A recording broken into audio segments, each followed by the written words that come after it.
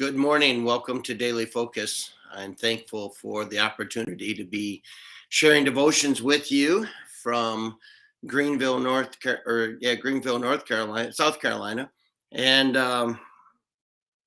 have a chance to be at the core conference at Bob Jones University.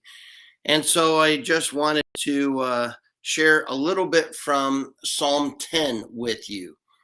Psalm chapter 10 is a chapter really devoted to the psalmist is begging God to hear his voice because of the oppression of the wicked or the proud. And he is reassuring his heart that God notices and that it matters and that God will deal with the proud. But he starts out saying, "Why standest thou afar off, O Lord? Why hidest thou thyself in times of trouble?" In other words, there are times when it just seems like evil people are getting away with what they're doing. It just seems like proud people are getting away with being proud, with being arrogant, with only thinking of themselves, of oppressing those that they are over, or specifically pointing out the poor or the weak, or preying upon the vulnerable. And and that just really seems to be indicative of our day today. It just seems like our children have become the target and the prey of the proud and arrogant liberal agenda because they're vulnerable. And they know that if they can win them over through their indoctrination to socialism, to immorality, to all kinds of stuff, that they will be the future voters. Well, I'm very comforted in a passage like this because the psalmist reminds us God sees everything and he knows what's going on. He says, "The wicked in his pride doth persecute the poor. Let them be taken in the devices that they have imagined. For the wicked boasteth of his heart's desire, and blesseth the covetous,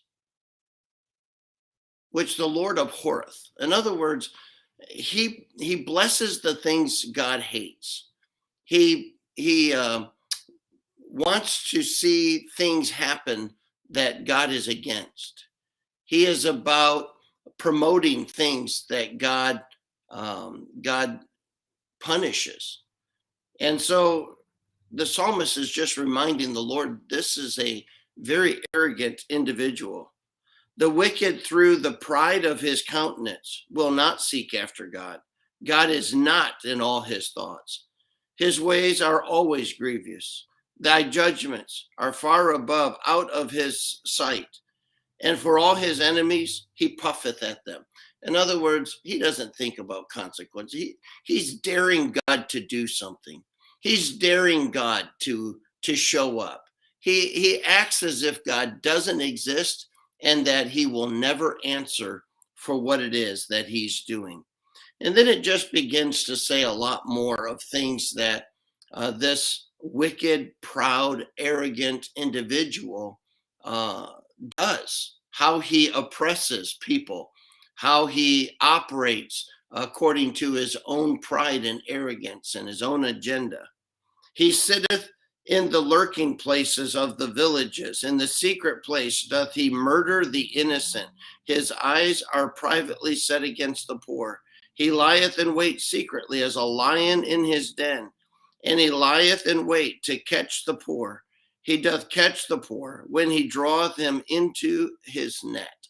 In other words, it's this intentional, continual attack of oppression upon those that they can control, those that they can oppress, those that they can use as pawns. Arise, O Lord, he says in verse number 12. Oh, arise, O Lord, O God, lift up thine hand, forget not the humble. Wherefore doth the wicked contemn God? He has said in his heart, thou wilt not require it. In other words, the wicked person has said, God's not going to do anything about it. Then thou hast seen it. For thou beholdest mischief in spite to require it with thy hand. The poor committeth himself unto thee. Thou art the helper of the fatherless. Break thou the arm of the wicked and the evil man. Seek out his wickedness till you find no more. In other words, would you please deal with this wicked individual? The Lord is king forever and ever. The heathen are perished out of his land. Lord, thou hast heard the desire of the humble. Thou wilt prepare their heart. Thou wilt cause thine ear to hear, to judge the fatherless and the oppressed, that the man of the earth may no more oppress. In other words, the psalmist is just concluding saying, God, I know you see, and I know you care, and I know you're in control.